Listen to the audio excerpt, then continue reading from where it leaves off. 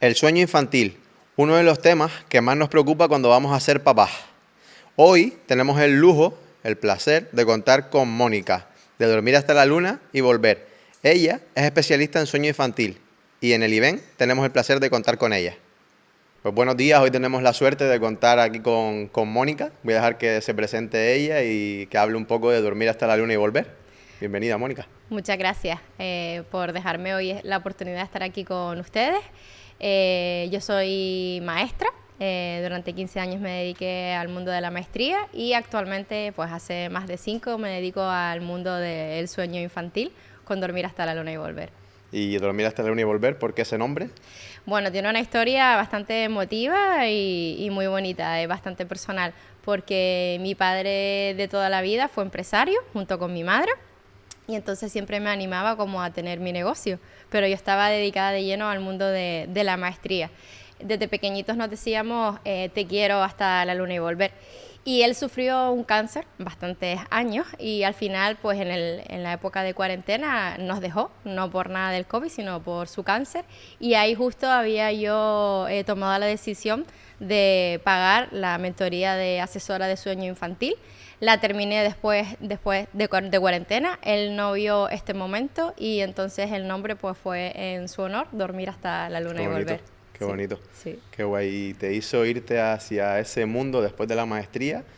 ¿Por algún motivo, alguna razón Tener a especial? Alan. Alan tiene ahora 7 años y entonces cuando lo tuvimos, pues prácticamente estuvimos 16, 17 meses sin poder dormir, 6, 7, 8 despertares nocturnos. Nosotros pues sufríamos todo lo que sufren las familias hoy en día, kilómetros de pasillo con el carro, horas de porteo, la cuna tiene pinchos, lo soltábamos en la cuna y se despertaba y entonces pues entró en nosotros la desesperación.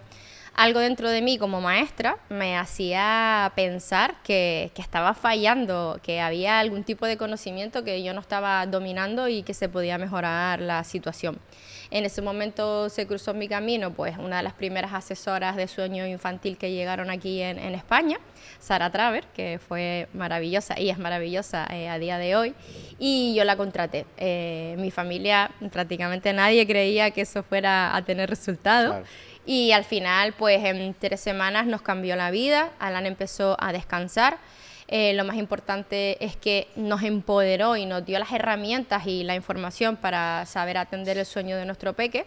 Y ahí fue pues cuando yo dije, me encanta la maestría, pero es que esta es mi segunda vocación. Al final también es maestría, al final también estás enseñando desde otro punto, ya no desde una aula o desde una escuela, sino desde el punto que Tal los cual. padres necesitan en ese momento y supongo que llegan en un nivel de desesperación brutal. Bueno, tú fuiste la Sí. persona desesperada en ese momento y me imagino que a ti llegan padres y madres. Sí, en las mismas condiciones, o sea, llegan frustrados, muy agotados, con mucho sentimiento de culpa, usan muchas veces el qué estoy haciendo mal o me han dicho no, de aquí para atrás lo hago mal y yo siempre ahí pues hago un punto de reflexión porque nunca hacemos nada mal con nuestros hijos porque nos nace del corazón.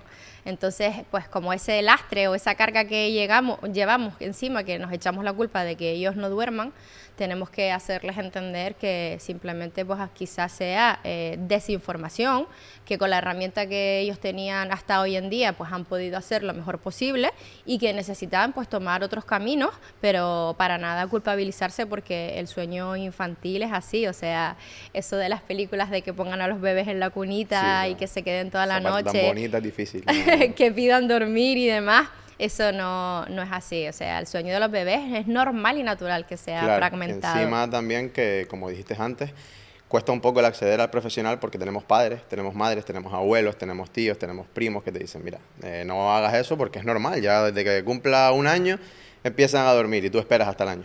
Y ya Claro. cumplen 12, cumplen 14, cumplen 15 meses y dicen, mira, este niño no duerme y cómo lo hago, y ya el desespero cada vez es mayor y hasta que das el paso, pues pasa un tiempo en el que te vuelves loco, separaciones que sabemos que se dan por culpa del mal sueño al final. El sueño infantil no es solamente el sueño infantil, sino es el sueño de la casa en De la general, es el sueño familia. familiar. Sí. Entiendo que ahí también tienes un trabajo de... Al final es bonito porque solucionas un problema que parece que es el sueño infantil, pero estás solucionando un problemón enorme. Claro, o sea, la dinámica familiar se ve muy alterada. Llegan las familias contrariadas, pues porque a lo mejor los abuelitos no creen, tienen opinólogos gratuitos. El pediatra le ha dicho quizás, que pasa muchas veces, no es verdad que pase con todos, pero en la cultura arcaica de aplicar pues el método de dejarlos llorar y marcharse y cerrar la puerta. Entonces, claro, llegan súper confundidos y tenemos que buscar pues un equilibrio. Yo siempre les digo que mientras ellos hagan lo que les nace del corazón, nunca se van a arrepentir, y obviamente hay mucho trabajo psicológico y de coaching y de apoyo, porque yo estoy para ellos siempre accesible a través del chat. Entonces, buscamos que ellos vuelvan a trabajar en equipo, sobre todo. Claro. Pero es muy normal que el agotamiento luego nos hace individualista. Cada uno quiere pensar en su bienestar. Yo quiero dormir, te empieza a dar igual lo de los demás o lo de la otra persona, ¿no? Porque tú quieres descansar. Es que descansar no es una opción, descansar es una necesidad. Entonces, siempre pues se diseña una estrategia para volver a hacer equipo y volver a recuperar el descanso, porque bajo el descanso no se puede muchas veces razonar. Es un trabajo de todos al final, como bien dices, si no duermes al final pues estás fatal en todos los ámbitos, y al no dormir te lleva a otra cosa y esa otra cosa te lleva a la otra y se forma ahí el desastre brutal. Sí, tenemos como una opinión equívoca, ¿no? Pensamos que por poder decidir cuándo podemos dormir poco es saludable, y no es así, porque dormir es una necesidad fisiológica del cuerpo humano. Hay que pensar que es tan importante como comer o como respirar. Entonces, luego te van a pasar muchísimos problemas de salud. Nunca vamos a ser mejores mamás y mejores papás por dormir más, pero tienes que pensar cómo vas a estar al día siguiente. Claro. O sea, cuando te levantes, si no duermes y no descansas, vas a estar predispuesto a la irritabilidad, al cansancio, no vas a tener esa paciencia pues para poder maternar o paternar con tu peque. Entonces, esto es lo importante, y ya luego si nos vamos a todas las repercusiones de salud que a la larga pueden pasar, entonces nos tenemos que centrar. Y igual que la salud mental se le da muchísima importancia hoy en día porque es un pilar, se le tiene que empezar a dar también al sueño y al sueño infantil. Están relacionados, además. Tal entiendo cual. Que el que no descansa bien, pues probablemente acabe derivando en un problema de salud mental, porque como bien dices, es una necesidad básica. Entonces, yo como padre me vi una tesitura ahí, sobre todo con mi hija pequeña, del no dormir, era mi día a día. Y al final eso que te estaba comentando ahora, de no pasa nada, acabará durmiendo. Yo tuve un primer hijo que dormía un poquito mejor, aunque ahí fue cuando te conocí, acudí a ti, no sabía lo que me esperaba. Cuando vas al pediatra y se lo comentas, las respuestas que nos encontrábamos era esa, es normal, o el mira, ya madurará, o mira, déjalo que llore, que no pasa nada, los niños lloran, y incluso hay un libro.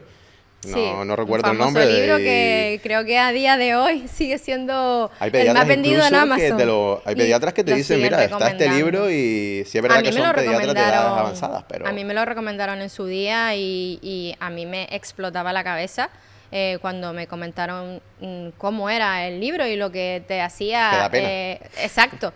Entonces yo dije, por aquí no es, y gracias a Dios que luego seguimos pidiendo otras opiniones.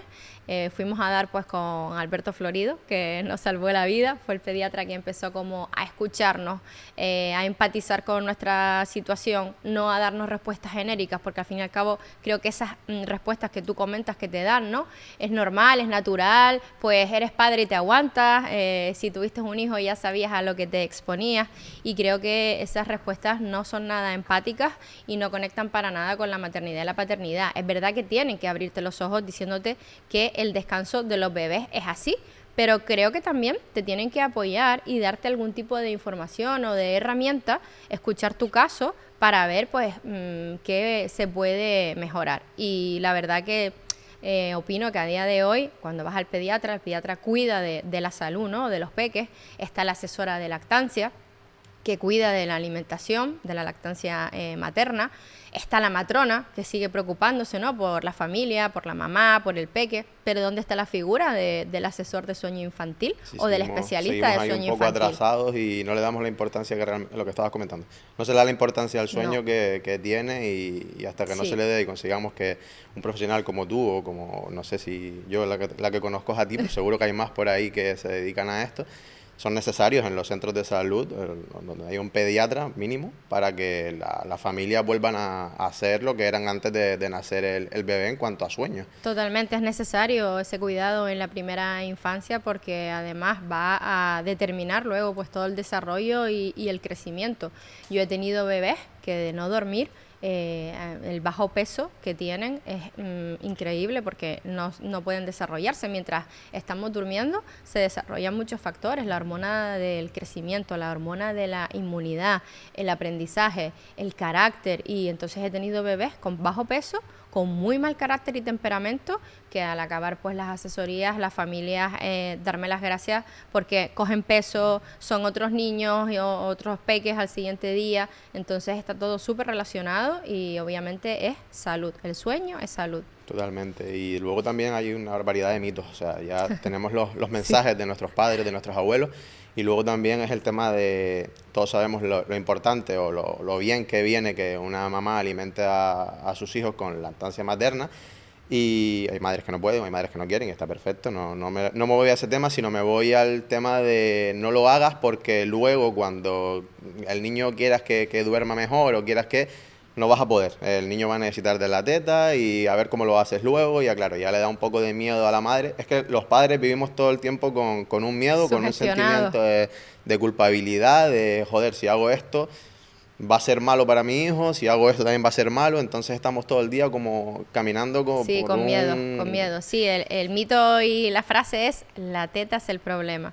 Pues la teta no es ningún problema. O sea, ¿cómo va a ser un problema? Una herramienta de regulación, un contacto de piel con piel que le ofrecemos a nuestros hijos. Eso es un mito que hay que desmontar. Yo siempre les digo a las familias que ninguna regulación que nosotros le vayamos a dar a nuestros pequeños es un problema. Que lo que hay que mirar es si para nosotros está siendo sostenible, si lo estamos disfrutando, si nos está ocasionando pues a lo mejor un descanso excesivamente fragmentado. ¿Y por qué? Porque quizás no tiene nada que ver con el pecho, sino con horarios de días, con hábitos, con momentos madurativos. Entonces yo siempre les digo a las familias que esto del temazo de la teta es un problema. Esto puede suceder igualmente, pues el niño al que se le regula todo el rato saltando en la pelota de pilates y mamá se despierta 20 veces en la noche, y como es el mensaje que le damos al peque de que cada vez que se despierte pues hay que saltar en una pelota de pilates, obviamente el cerebro aprende a través de la repetición. Claro. Y el niño ha interpretado que se duerme así. Vale, pues está bien, si me funciona está bien, pero si yo me tengo que levantar 20 veces a saltar en la pelota y ya no soy feliz, pues entonces vamos a cambiarlo a una regulación siempre con contacto y con presencia que nos funcione. Podemos irnos al colecho, a acostarnos con nuestro bebé y abrazarlo. Podemos ir a regularlos en brazos. Si me funciona el carrito, también lo puedo poner en el carrito. Entonces hay infinidad de vínculos que podemos crear con nosotros a la hora de dormir, que sean respetuosos, y quitar ese mito de culpabilizar a la teta o a cualquier herramienta que sea para regularlos, porque ellos no saben hacerlo solos, nos necesitan para corregularse. O sea, es como que utilizan nuestro cuerpo para esas herramientas de regulación poder ponerlas en práctica. Sí, es una costumbre, como tú dices. Al final, cuando no es teta y es vive, perdón, al final es lo mismo, y lo que te van a pedir a medianoche cuando se despierten es el vive, o el niño que está toda la noche durmiendo con una yupa, cuando le quitas la yupa, pues lo que te pide es la yupa, como tú bien dices. Porque calma y relaja también. Todo es costumbre, al final es... Cuando aprendes también cómo funciona el cerebro, entonces entiendes las respuestas que nos dan nuestros hijos. Nosotras muchas veces no les comunicamos con las acciones lo que queremos mantener durante la madrugada. Por ejemplo, hay muchas veces que yo me pongo a dormir a mi peque en vertical, mientras camino, mientras me desplazo, y cuando él se duerme, que no se entera, lo suelto en la cuna. O sea, separado de mí y en posición horizontal. Ese niño, cuando se despierta, ¿Qué interpreta? Claro. Si mi mamá y mi papá me dicen que yo tengo que dormir acurrucadito con él y en vertical y caminando, ¿qué hago yo? Solo, en horizontal y estático. Entonces, claro, tenemos que decidir lo que queremos mantener toda la noche y darles ese sentido al mensaje que comunicamos. Y luego puede ser también que estas situaciones funcionen, que yo me ponga a mover todo el rato a mi hijo y que Sí, lo que suelta no le en afecte el la cambio. cuna o en la cama y duerma toda la noche, porque hay que entender que cada peque es un mundo. Claro. Y que en el sueño infantil no funciona lo mismo para todos. No podemos trabajar con plantillas, No hay con una norma. patrones, no. Y ni se puede trabajar con teoría.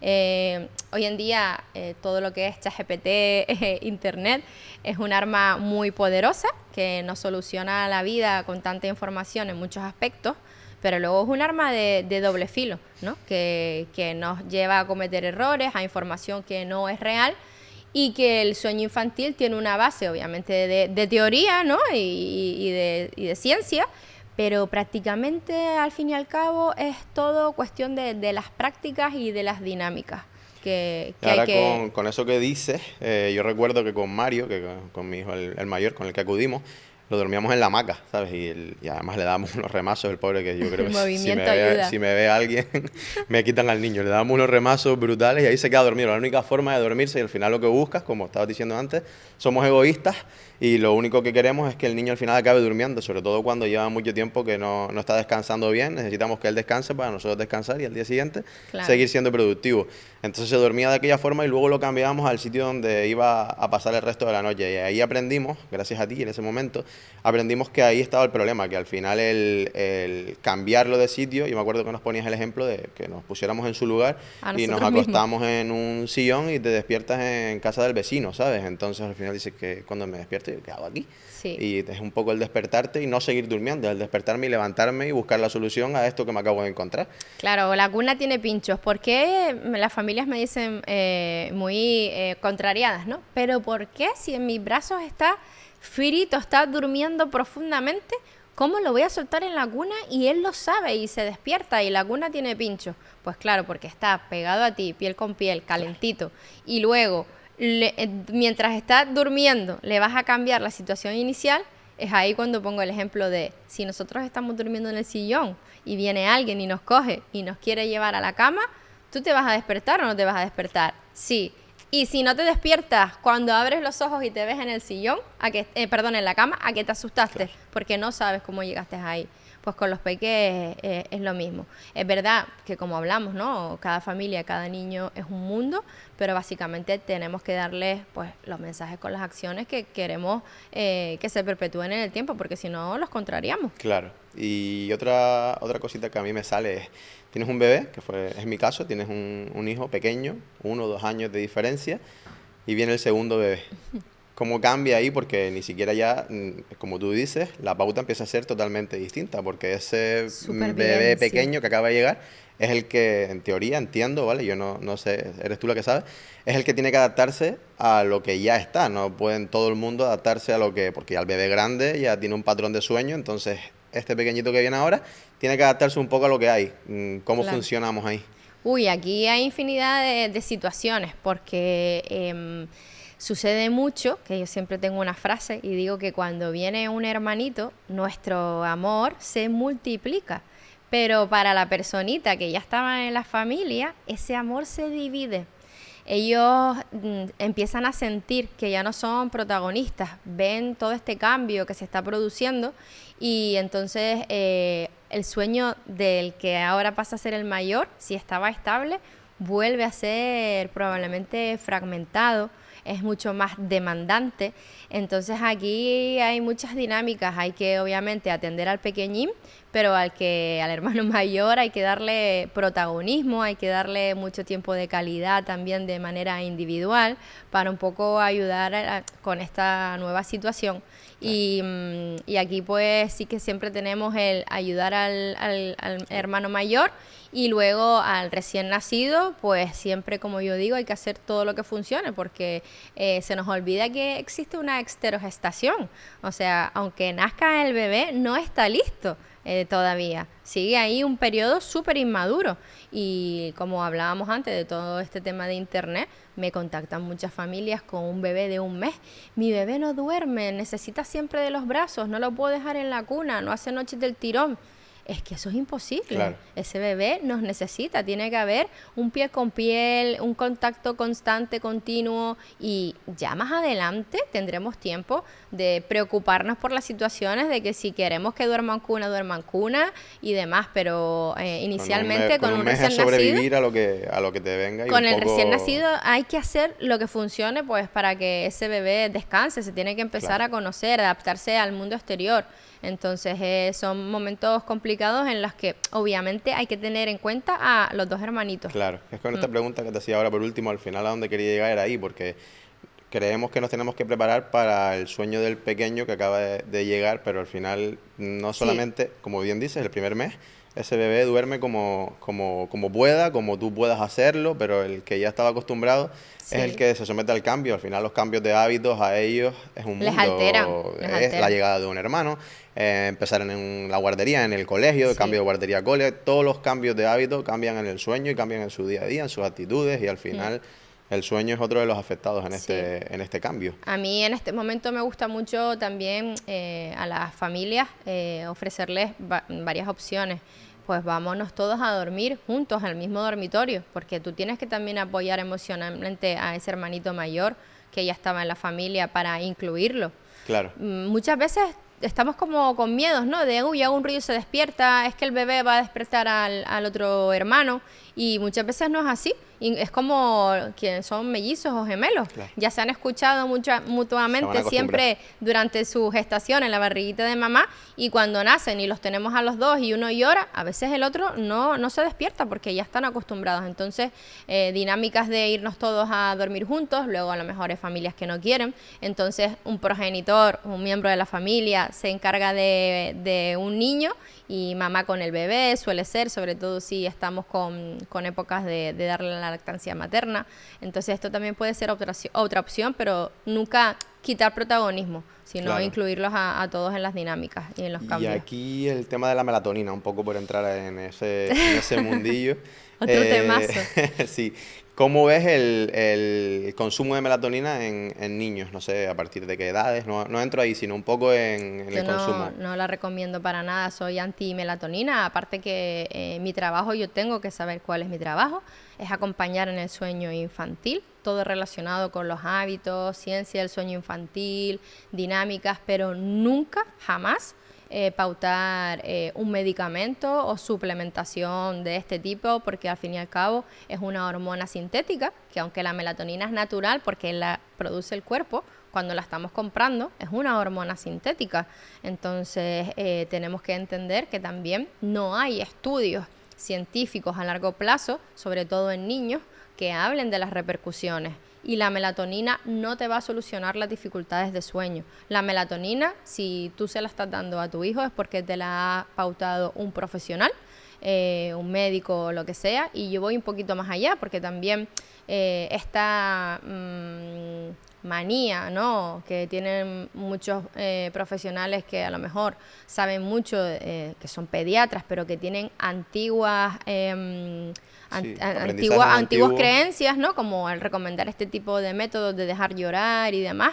Pues hoy en día también un poco van con el piloto automático y le dan a las familias melatonina. Yo esta semana tuve una valoración gratuita que te comentaba antes con una mamá, y me decía que la niña con 2 años y poquito se había empezado a despertar de repente, y el pediatra lo primero que le había dado era antihistamínicos, y como los antihistamínicos no funcionaban, luego pasó a las gotas de la melatonina. Entonces, oye, vamos a usar los medicamentos para lo que son, y luego también cuando se pauta una melatonina se pueden hacer análisis para saber si los niños necesitan la melatonina, con hacer un análisis de sangre, ver que los valores están alterados, pues obviamente, entonces si es así, o niños con necesidades específicas necesitan para regularse, y siempre que sea pautado por un profesional. Pero muchas llegan a mí con que las compraron en el herbolario porque les dijeron, porque su amiga, y yo le sugiero eliminarlas, no soy partidaria para nada. Y al fin y al cabo muchas veces es que como no tienen unos hábitos saludables y unas rutinas y unos horarios, el cuerpo de esos bebés pues está todo el rato segregando cortisol, está siempre pues como una moto o activo. Y al estar todo el rato con el cortisol no deja que se segregue la melatonina, y simplemente con cambiar hacia unos hábitos saludables el cuerpo ya empieza a segregar la melatonina. Pero hay un poco que ser conscientes y informar de esto que está sucediendo para que las familias no compren libremente la melatonina. No es que vayamos a hacer un boicot contra la melatonina, claro, porque muchas personas... Además que tiene 1.000.000 de beneficios. Exacto. Y no solamente para el sueño, es un sí. antioxidante, funciona súper bien para un montón de cosas. Estamos hablando del sueño infantil. De comprarlo libremente Estamos hablando del sueño infantil para solucionar infancia. el problema y Sí. además de un primer momento, porque entiendo que el mensaje que estás dando es al final... Lo ideal es introducir un patrón de sueño, unas rutinas, una higiene de sueño infantil. Sí, correcto, donde el bebé consiga dormir sin tener que acudir a nada externo, sino con simplemente lo que tiene, lo que sus padres tienen, lo que ellos tienen. El cuerpo sabe, el cuerpo es inteligente, porque tenemos que estar dándole melatonina. De hecho, pasa mucho que también cuando la usan las familias me dicen, no, es que se la estoy dando pero no me funciona. Se la doy porque se queda como más relajado y duerme antes, pero luego tiene todos los despertares que sigue teniendo.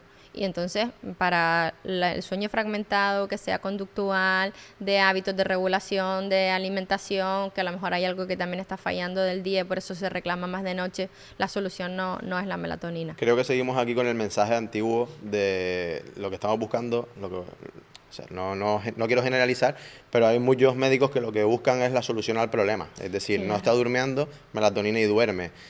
Antihistamínico, ya eso ya me parece, o sea, yo creo que eso ya ha sido algo puntual, espero que... No, lo tengo bastante, y de hecho en la formación, la primera formación, porque yo tengo 2 certificaciones de sueño, la primera americana, y ahora este año pues tuve la gran suerte de hacerme otra certificación de sueño bajo el método Conecta de Sarah Traver.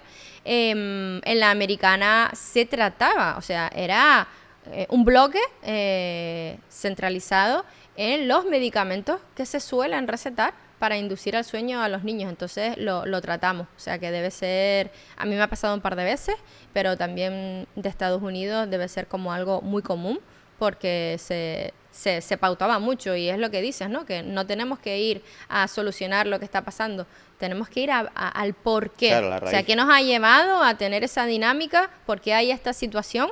Y cómo podemos solucionarla, por qué está pasando, y no exactamente a dar una pastilla y porque sí. A ver, yo de medicina no tengo conocimientos, tampoco del sueño, entonces hablo un poco desde la sorpresa, sentido, ¿no? Me llama un poco la atención el tema del antihistamínico, porque conozco los antihistamínicos, entonces al final tienen una función. Somnolencia también. Y tiene una función que es súper, o sea, súper bueno para la función que tiene, o sea, es para lo que es. Pero me resulta un poco sorprendente que se utilice para eso, y bueno, ya tú estás aquí, que tú eres la especialista y la que nos está hablando un poquito, de que al final compartes un poco mi opinión de que sorprende. Al final hay tantas cosas que podemos hacer. Todo lo que nos pasa creo que tiene un porqué. Todos los problemas de salud que se dan, o el 70%, hay cosas que te tocan por genética o por lo que sea, pero la mayoría de las veces, pues, me pasó esto y me pasó esto porque bien llevaba una vida sedentaria y me tocó, o bien porque, claro, entonces al final siempre hay un porqué para casi todo.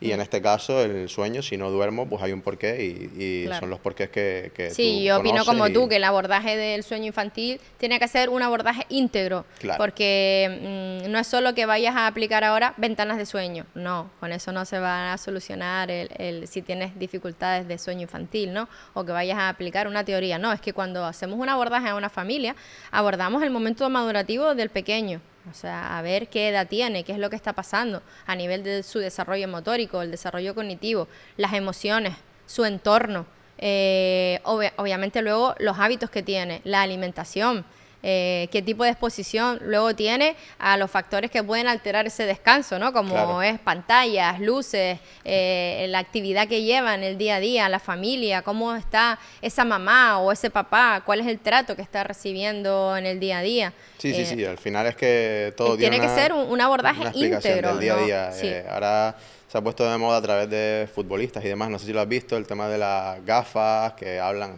Las blue blockers. Sí, hay también un debate grandísimo. Unos dicen que sí, otros dicen que no, pero está claro que al final lo de la luz, estar todo el día enfrente de un ordenador, perdón, o de un móvil o con una luz directa, a la hora de dormir afecta. No es lo mismo que te vayas a las 11 de la noche a dormir, acabo de terminar de trabajar con un portátil a las 10:30, cierro, me como algo rápido y me voy a la cama. Probablemente esa calidad de sueño no va a ser la misma del que termina a las 5 de la tarde o a las 6 de la tarde, se acuesta a la misma hora, a las 11 de la noche. Han pasado ahí, cenó a las 8, pasaron 3 horas, se fue a dormir, probablemente hizo deporte. Al final todo lo que hagas durante el día influye en el Claro. sueño, influye en todo. Y toda esta controversia, ¿no? O el boom que ha tenido el tema de las gafas, creo que al final la gente que se ríe o se mofa de estas situaciones, al fin y al cabo es porque no tienen el conocimiento, porque realmente sí que funciona, porque son los biorritmos del cuerpo. Entonces nosotros no podemos estar expuestos a toda la luz justo hasta las 10, 11 de la noche, porque el cerebro lo que interpreta es que es de día y que sigue siendo de día. Entonces no puede bajar las revoluciones para segregar esa melatonina. Entonces las luces blancas, las luces azules son perjudiciales también para el cuerpo. Y antaño, si nos vamos a antaño, cuando anochecía comíamos hasta que era de día y ya al anochecer nos íbamos a dormir. Pero cuando surgió la bombilla o se creó la bombilla con la revolución industrial, fue cuando empezamos a aprovechar más las horas del día, ¿vale? Pero supuestamente estamos yendo como contra natura. Entonces sí que tienen unos efectos muy contraproducentes, la luz azul, la luz blanca, estar expuestos hasta última hora, la tenemos que bajar. Siempre yo les invito a las familias a tener tonalidades pues naranjas en la última hora de la tarde o bombillos rojos. Eso no hay ningún tipo de problema porque no cortan la secreción de la melatonina.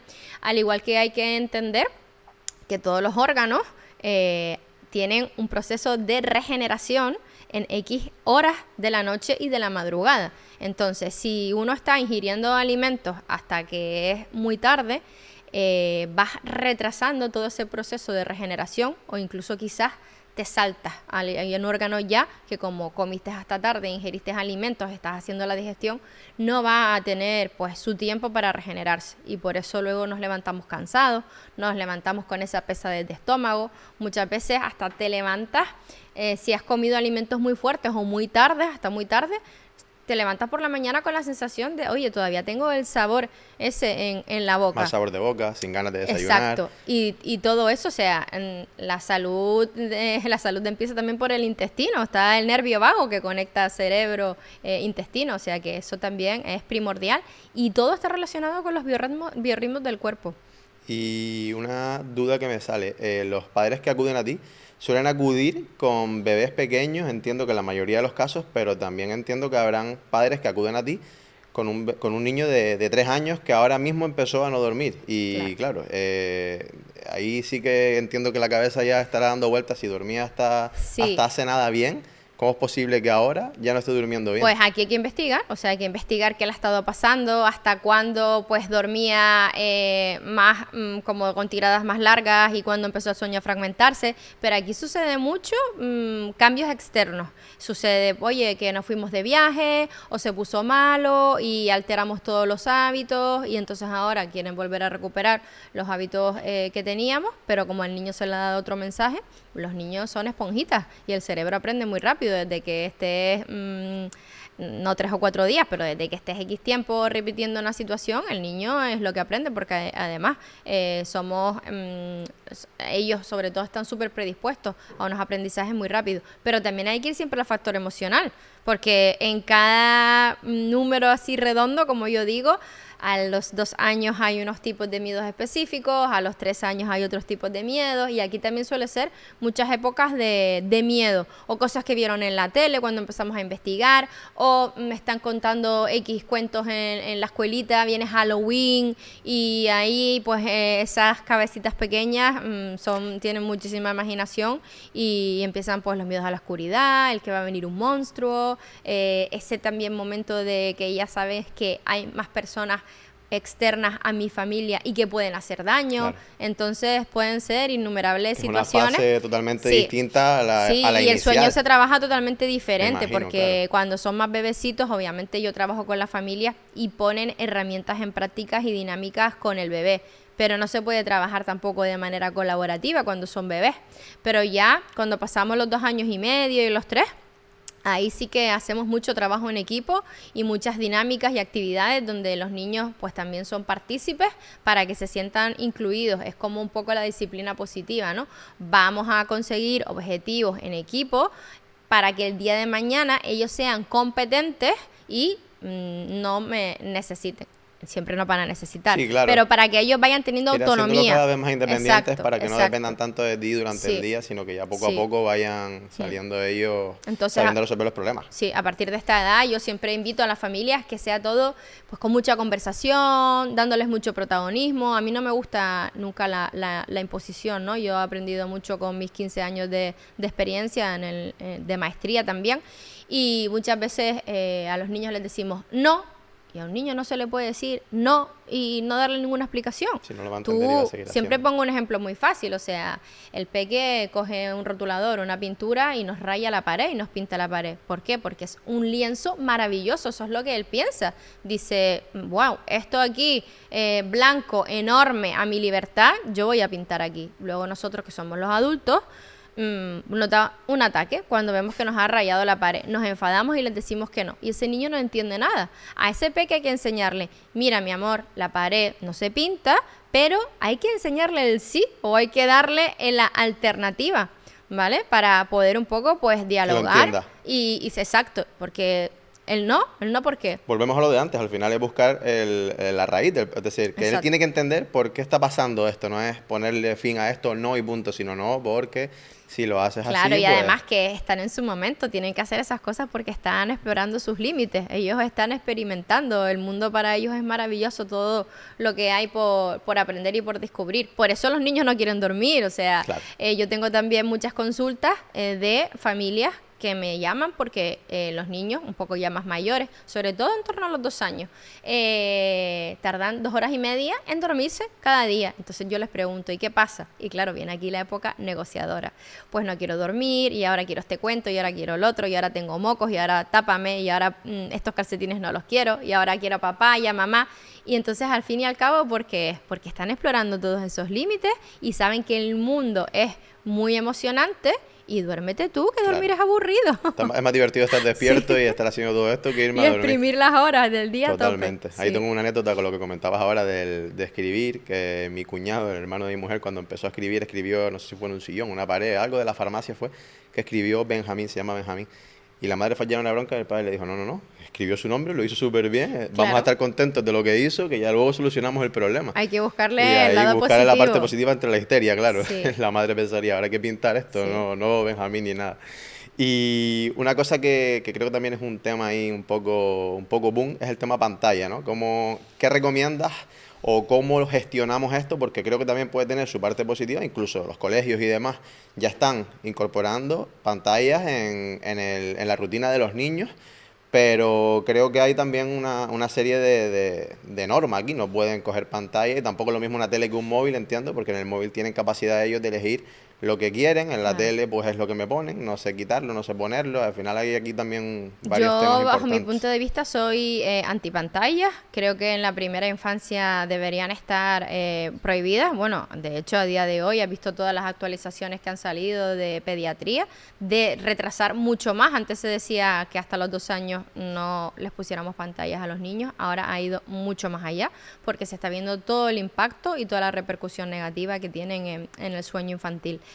Como comentas, se malinterpretó o no se supo las consecuencias y los coles pusieron hasta iPads en tempranas edades y ahora se está otra vez rebajando el vale. uso de las mismas, pues por todo lo que comentabas, ¿no? También está cuando le damos un móvil a un niño, aparte del tipo de luz, es el acceso a esa información que puede tener y luego que fomenta también la cultura de la impaciencia.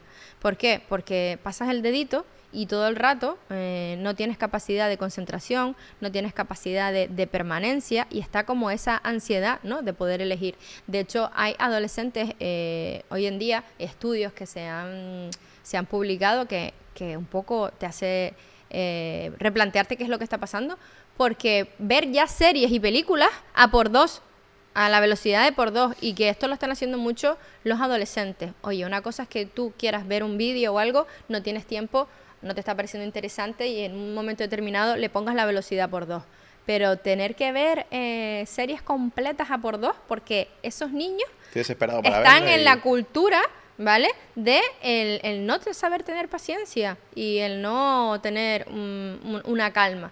Y luego también se usa muchísimo, que a mí me da mucha pena. Sé que hay casos que es nivel extremo, pero cuando vas a un restaurante hoy en día, ¿qué es lo que ves? Papá, mamá, la familia disfrutando de la sobremesa, del conectar, de hablar de lo que nos está pasando, de disfrutar de lo que comes, de los sabores, y los peques absortos, fuera de la familia, con pantallas, que es que los dejas atontados a los niños. Es que no se enteran, tú les estás hablando cuando están viendo una pantalla o algo y parece que hay un muro, no les llega la información. No están metidos en lo que están viendo. ¿No? Incluso es muy peligroso darle de comer así a los bebés o a los niños, que se usa mucho. Mi hijo no come, le pongo los dibujos y le doy de comer pues, porque así es la manera en la que va a comer. Así el niño no está siendo consciente de lo que está saboreando y aparte se bloquea su sensación de saciedad. Como está absorto viendo los dibujos, no puede el cerebro interpretar cuándo ya está lleno y cuándo es momento de parar. Y realmente la alimentación de los niños es inteligente. Entonces es un problema muy grande de las pantallas. O sea, yo me pregunto que cómo los carros de bebé pueden venir hoy en día con el accesorio para que cuando vas paseando a tu bebé esté mirando una tablet. Oye, el bebé tiene que ver el mundo, tiene que aprender, tiene que ver todos esos estímulos. Los niños tienen que estar en contacto con la naturaleza, hay que hacer grounding. Otra cosa de la que la gente se ríe es del grounding, ¿no? Pues el grounding es necesario, tenemos que estar descalzos en contacto con la tierra, con la arena, en los bosques, porque somos energía y entonces descargas toda la energía. Los niños tienen que estar manipulando, tienen que aprender a aburrirse. Un niño que se aburre crea, eso es una mente brillante. Y hoy en día eso no hay niño está. Que se aburra. No está. ¿Por qué? Porque está siempre pues en la tablet, la tele. Si hay familias que lo usan, tiene que ser bajo su responsabilidad, ¿no? Porque yo la asesoría la trabajo desde el cariño, desde el respeto, desde la empatía. Nunca impongo y nunca prohíbo. Yo a las familias les comparto la información. Al fin y al cabo quiero que entiendan el sueño infantil para que luego puedan atender a sus niños. Y yo de cada situación de la que hablamos le pongo los pros y los contras. Ya luego ellos, pues, son los que tienen que decidir. Pero las pantallas mínimo tienen que desaparecer 2 horas antes de ir a dormir. Vale, sí, que al final es que las pantallas están todos los días con nosotros y en adultos, pues muchas veces es imposible quitarlas, trabajamos con ellas. Sí. Pero claro, retrasarla lo máximo posible, que no se convierta en una un rutina. hábito. En parte de llego del colegio y me la pones mientras como dices. Luego termino de comer y me la pones para que me acueste y yo pueda descansar. Y así también el ver la pantalla me deja a mí tranquilo ese ratito. Luego por la tarde para que no se aburran, como dices, vale más que se aburran. Y al final están todo el día con pantallas y... Sí. Y no hacen nada, son capaces de crear, de experimentar y de vivir el día a día. Luego hay familias que dicen, no, es que yo solo pongo en la siesta y se duerme. Sí, se podrá quedar dormido, pero ¿qué pasa luego con todas esas luces en el cerebro? Tienen consecuencias también. Cuando quiera dormirse sin él, a lo mejor ya tiene la costumbre, que es lo que hablábamos antes de todo lo que hemos dicho de costumbres, de dormirse con el móvil. A ver luego cómo le quitas el móvil y que se duerma. Sí, que luego el móvil y las nuevas tecnologías funcionan para mucho, pero que hay que tener un uso súper responsable, súper responsable. Hay países también que se está prohibiendo incluso hasta los 16 años el cierto tipo de acceso a móviles, a aplicaciones, a redes sociales, y a mí me parece súper inteligente, la verdad. Qué guay. Pues, Mónica, nada, un poco para ir terminando. Yo ya te conozco, pero te doy la posibilidad de que un poco tú misma te presentes, expliques un poco el trabajo que haces, que un poco ya se está viendo, pero es tu momento. Bueno, yo acompaño a las familias que en algún momento se sienten desbordadas en el mundo del sueño infantil, a que puedan lograr unas dinámicas, unas estrategias o una manera de disfrutar de ese descanso. nunca imponiendo, siempre desde el cariño, desde el respeto y siempre con total libertad de que no se sientan culpables, de entender el proceso del descanso infantil y que es normal y natural que sea fragmentado y desde un abordaje íntegro y respetuoso. Me gusta mucho, sobre todo desde que hice mi segunda certificación este año, dejar claro que el sueño infantil y también creo que al fin y al cabo cualquier aspecto de la educación de nuestros hijos debe ser abordada de dos premisas que son las que son como mis cimientos ahora mismo y es sin límite de tiempo y sin límite de contacto. O sea, nuestros peques no necesitan unos tiempos impuestos que les acompañemos en los nuevos caminos o nuevos aprendizajes. Les vamos a dar todo ese tiempo de compañía que ellos necesiten y sin límite de contacto porque tenemos que estar siempre ofreciéndoles contactos, regulaciones, abrazos, besos, caricias para que logren pues todos estos nuevos cambios de hábitos o cualquier situación de su día a día. Qué bueno, pues nada, animarles a todos a que la conozcan, es maravillosa como persona y mejor como profesional. Muchísimas gracias por venir y... Ha sido un placer, muchas gracias. Muchas gracias.